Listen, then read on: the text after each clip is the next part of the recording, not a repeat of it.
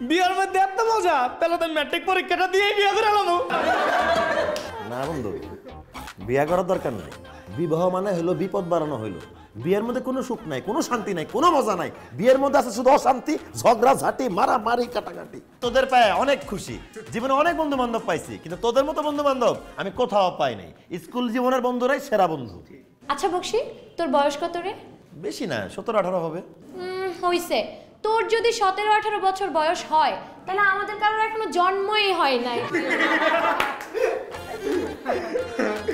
আচ্ছা দোস্ত, সেই দিন দেখলাম তোর বউ আঙ্গ সামনে যেমন তোর লগে চিল্লাচিল্লি করে গেল, তোর বাস একা পেয়ে আবার মারে নাকি? আমার বউ আমাকে মারবে? বাসায় গেলে তো ভয় আমার সাথে কথাই বলে না। সারাদিন আমাকে আদর করে, ভালোবাসে, চা বানিয়ে খাওয়ায়, নাস্তা বানায় খাওয়ায়, রান্না বান্না করে খাওয়ায়, হাত পা টিপা দেয়, মানে সুখই সুখ, মজাই মজা। কি কস দোস্ত, বিয়ার মধ্যে এত মজা, তাহলে তো ম্যাট্রিক পরীক্ষাটা দিয়ে বিয়া করে এলাম। না বন্ধু, বিয়া করার দরকার নাই। বিবাহ মানে হলো বিপদ বাড়ানো হইলো। বিয়ের মধ্যে কোনো সুখ নাই, কোনো শান্তি নাই, কোনো মজা নাই। বিয়ের মধ্যে আছে শুধু অশান্তি, ঝগড়া ঝাঁটি, মারামারি, কাটাকাটি। বিয়ার পর কোনো বউ তার স্বামীরা ভালোবাসে না, স্বামীর ঘাড়ে চড়ে রক্ত চুইসা খায়। বিয়ার পর বউ পারলে স্বামীর হাড্ডি মাংস বিক্রি করে আর শপিং করে। বিয়ার পর জেলখানা থেকে আর বাসা থেকে একই কথা, কারণ তোর কথার কোনো দাম থাকবো না।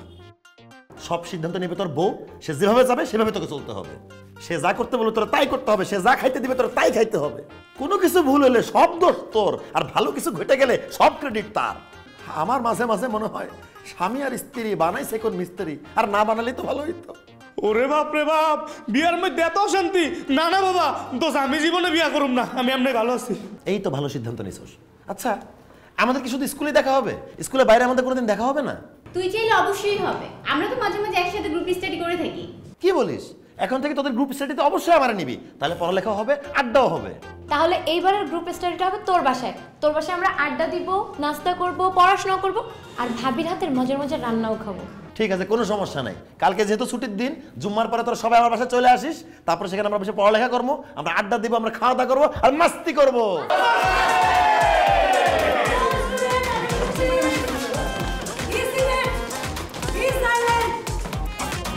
আজকে আমরা তোমাদের পড়াবো উপসর্গ। উপসর্গ পরিচ্ছেদ 10 হলো সবাই, পরিচ্ছেদ 10, উপসর্গ দিয়ে শব্দ গঠন। আচ্ছা বকশি ম্যাডাম, অক্কা পাওয়া, এটা আর বাগধারা কি হবে বলো? ম্যাডাম মারা যাওয়া। বাহ, ভেরি গুড। আর অক্ষর অক্ষরে?